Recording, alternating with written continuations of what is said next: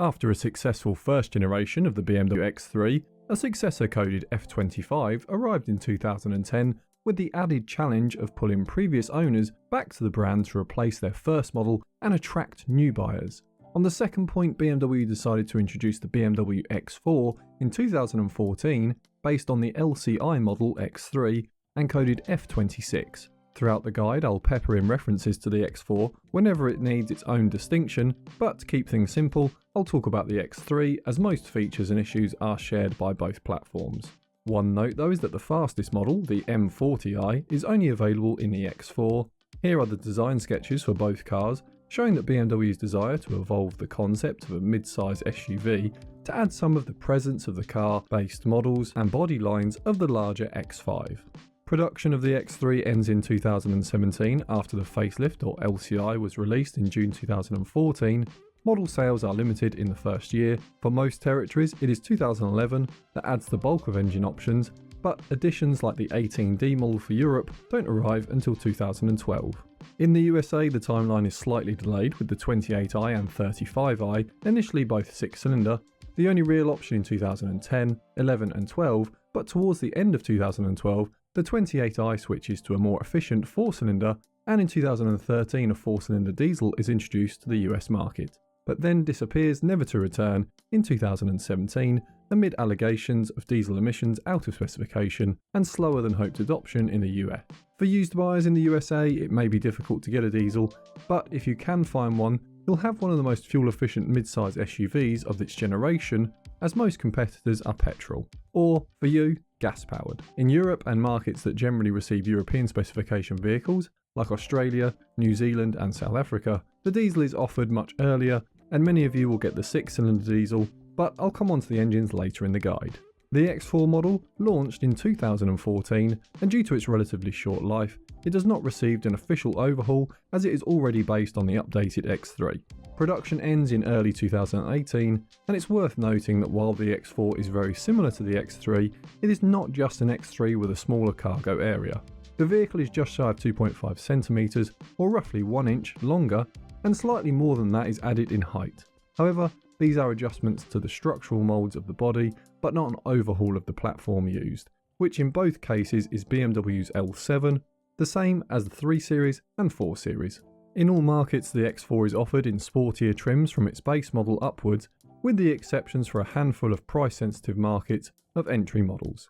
Generally speaking, the X4 will carry a small price premium over the X3 on the used market, partially due to its initial pricing and because of the lower supply. While both the X4 and X3 are available in some markets with either a manual or automatic gearbox across the range, you should note that the X4 is offered as an X-Drive model only in all markets we could find offered, while the X3 was either rear drive or all-wheel drive with names S-Drive or X-Drive. For the most choice on the used market, you'll want to look out for a 2013 and 2016 model year, as these were the best sellers, although USA buyers should note that 2012 was also a bumper sales year, and in Europe 2012 models are not far off the sales of 2013. Moving on to safety, and NCAP scored the BMW X3 as a full 5 stars with 88% adult occupancy, however both scores are now expired. North American IIHS scored the car good across most categories, although headlights were a poor performer in testing, scoring a maximum of marginal.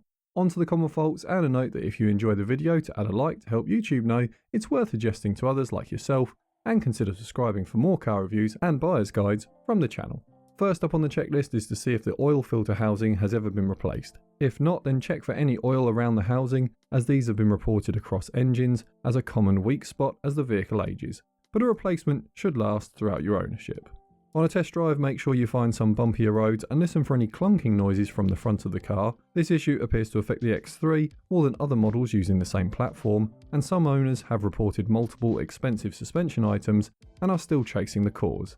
Some owners fit on aftermarket thrust piece kits if the noise can be heard when moving the wheel from a left turn at 90 degrees to a right turn at 90 degrees and have found it a good solution. Window modules failing isn't uncommon on any car, but on the X3 it will make a knock or clunk sound that may sound a lot worse than the problem actually is. the solution is generally to remove the door card and replace the module. Infotainment problems have been reported, with the easiest resolution being the replacement of the battery, as a weaker battery appears to affect the infotainment first, although some owners have been unlucky and had an isolated issue with the infotainment requiring further auto-electrical work. The general advice here is to replace a battery before it gets close to needing it, as the lower voltage of a failing battery may cause further issues. So while no one likes replacing parts that they don't have to, a fresh battery is a top tip and a positive buying sign if the one you're viewing has had a recent replacement because of a cautious owner. Just ask if the previous battery wasn't kaput before it got changed. The glove box leather has been reported as peeling or delaminating on some 2011 to 2014 built cars, and so it's worth double checking when looking around the interior. If looking at a vehicle between 50 and 100,000 miles or 90 and 170,000 kilometers, then check the service receipts for wheel bearings, as owners on the earlier models built in 2011 and 2012 report failures. If fitted with a panoramic sunroof, get it open and check the seals for any signs of pinching. If you spot this, then check the headlining around that area for any signs of water ingress. Look out for this when viewing, and you can avoid a costly repair, as some owners were forced to commit a lot of garage hours to repair this due to the complexity of the mechanism. I will note that I did find reported issues on the ZF automatic transmission. However, the reports were very mixed, and while some appeared to just not like how the gearbox operated, others did have a fault with the mechatronic system. The best test is to see how the shifts go between gear 3 and gear 5. There shouldn't be any hesitation unless you're blipping the throttle. Also check for any rattles on the rear seats. This problem was a big annoyance for several owners and is without a known rectification, short of lots of felt pads in strategic places. Aside from these, most owners reported around 60,000 miles or 100,000 kilometers of trouble-free miles, aside from the servicing costs. Remember, the common faults are exclusive of engine faults, which I'll come on to in a moment after the recalls, and were by far and away the bigger issue reported by owners.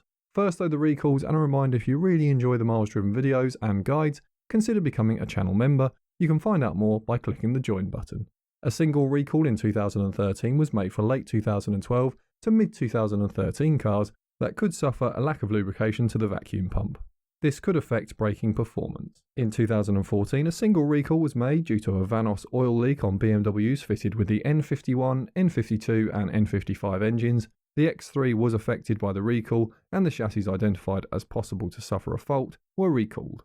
One of the most important recalls of all to note is an August 2016 announcement that some 2011 to 2016 built cars could be fitted with ISOFIX brackets for infant car seats that were liable to break. Any parent looking at an X3 should check this recall was carried out if the car is noted as a recall model. The next recall was for another critical safety recall, this time in 2018 for 2016 and 2017 built cars, as they were fitted with Takata airbags. This was part of a worldwide multi-manufacturer recall for defective propellants in airbags that could fire shrapnel into the cabin, as the mini turbine wafers used to inflate the bag could fracture. I looked a bit further into this one, as long-term viewers will know this recall comes up a lot in guides for cars from the mid-2000s, and so it was a surprise to see that 2011 to 2015 were not recalled. However, it may have been due to supplier demands that Takata was only partially used, meaning not all models necessitated recalls. Then in 2023 there was a recall for 2011 to 2012 models that were still on the road for camshaft timing bolts. This is not a rectification for any timing issues that the 2-litre engine suffered, as the recall was solely for the 6-cylinder models, and due to a fault discovered on the Vanos system, it wasn't clear whether this recall was for all markets, although it was almost certainly applied to the US cars due to the market's high threat of litigation. Now onto the engines, and this is quite a rare occasion for me, as it's a BMW guide with a fairly simple set of engines, 2 2-litres and 2 3-litres. Let's start with the diesels, and a quick note for US buyers, the older engine code and specification is retained for your market. That will make more sense in a moment. Starting with the 2-litre diesel badged 18D, 20D and in the USA 28D. The engine starts with an N47 coded engine until 2014 on the 18D and 20D, but is the only engine on the 28D. The later B47 engine is fitted from 2015 in the 18D and 20D, as it is a Euro 6 emissions compliant, although for those of you living in the UK, it's worth double checking if it has been registered as a Euro 6 on London's ultra low emissions exemptions list, as the system can mistake it for a Euro 5. A simple manual request for a chassis and engine number should fix this. Power is rated at 141 and 181 brake horsepower on the N47, with higher power exclusive of the 20D and US only 28D. Official fuel economy is rated on the old NEDC test cycle at 50.4 miles per gallon or 5.6 litres per 100 kilometres. After 2015, engine power increases on the 18D and 20D to 148 and 188 brake horsepower with the new B47 engine. The key issue on the N47 engine fitted before 2015 and on all 28D models is the notorious timing chain issue. Most owners will likely have faced the rattle and had a replacement, and if this has already been done with premium parts at a specialist with receipts to prove it, then take it as a positive buying sign. Fortunately, the X3 gets the revised N47 engine, so catastrophic engine failures are less common, and specialists say these engines perform much better than the 2007 to 2010 BMW models, but that doesn't make them perfect. If you find one with good service history, especially if an owner has done yearly oil services or even better oil changes at less than 10,000 mile intervals, then you can have a bit more confidence. The switch to B47 though is a real step up. It boosts power and has gained a really good reputation, and while timing chains get reported on occasion, this is usually down to individual circumstances, as the architectural issues with the engine on the N47 do not remain. Overall, if you can stretch your budget, then go for one fitted with a B47. This should be easy to check as the official power figures are different. The issues that remain are normally emissions equipment, the same as most used diesels I cover, with the majority of complaints for the DPF and EGR, but this is not unique to the engine. A note for all US buyers is that all diesel models are equipped with selective catalyst technology and diesel exhaust fluid to lower emissions, and so check this is operating without issue, as at 10 years old these systems can sometimes need an overhaul. Next, let's cover the 2-litre petrol engine, but a quick note to all markets that received the 28i model, 2011 and 2012 models were fitted with a 3-litre N52 engine, and I'll cover that in just a moment. The 20i is offered in either front or all-wheel drive for almost all world markets, while the 28i gets an all-wheel drive across specification. The 20i produces 181 brake horsepower from the N20 engine, with the 28i boosts power to 242 brake horsepower from the same N20 unit. Fuel economy is rated at 30.7 miles per gallon, or 9.2 litres per 100 kilometres, and for many outside of the USA and Canada, this will be a rare engine option to find, with some markets in Europe making 2-litre petrol factory order only, as diesel sales were dominant. The biggest concerns are oil pumps failing and mixing oil and coolant into the engine, the charge pipes giving up after high mileage, and I did also find mixed reports on timing chains, but with most believing the issue is not a big problem, and specialists don't seem to have a regular turnover of chain replacements like the diesel models, but the job isn't unheard of, so still worth listening for any metallic rattle while driving or at idle. Overall though, most owners are positive about the N20, finding it reasonably efficient and powerful enough. However, as we step into the 3-litre models, I'll cover that early 28i engine, the N52 naturally aspirated straight 6 making 240 brake horsepower, with an average fuel economy of 24.3 miles per gallon, or 11.6 litres per 100 kilometres. This engine is loved by owners that are comfortable working on their own car and don't mind sacrificing fuel economy for longevity. Well-kept examples with this engine have covered 200,000 miles, and in that time they've probably needed a few seals replaced and possibly the van-off solenoids worked on, but most jobs can be done DIY with the help of some friendly YouTuber showing you what to do. A word of warning though, just because it is a reliable engine, it doesn't mean it can be mistreated. So if you find one with a patchy service history and a few signs that the car hasn't been maintained well, like old ditch finder special tyres and worn brakes, it might be worth spending a bit more for one in better condition. Then there is the 35i model with the N55 engine. This 3-litre turbo makes 302 brake horsepower and is a hot pick in the X3 if horsepower and effortless cruising are top of your list of priorities. Fuel economy is rated at 21.6 miles per gallon or 13.08 litres per 100 kilometres and is either factory order or not available in several markets. The BMW X4 also gets an M40i specification added with the T0 coding, making 355 brake horsepower. Most people consider the N55 as a strong and dependable engine, although oil leaks, especially from the oil filter housing, are not uncommon. The vacuum lines appear to fail after around 10 years, or if being driven more spiritedly for many of its miles. But these are all well-known to specialists, and so repairs are fairly straightforward, reducing the cost. Finally, there is a 3-litre diesel engine, either as a 30D model with 255 brake horsepower or a 35D model with 308 brake horsepower, although the 35D is harder to find. Fuel economy averages at 46.3 miles per gallon or 6.1 litres per 100 kilometres on the old NEDC test cycle. While several owners have ran these past 200,000 miles in Europe with regular servicing, the emissions equipment on early versions of these will now be nearing the end of their service life, and so if these have been replaced, take it as a positive buying sign. Timing chains will need replacing if you're buying very high mileage but aren't known for failing.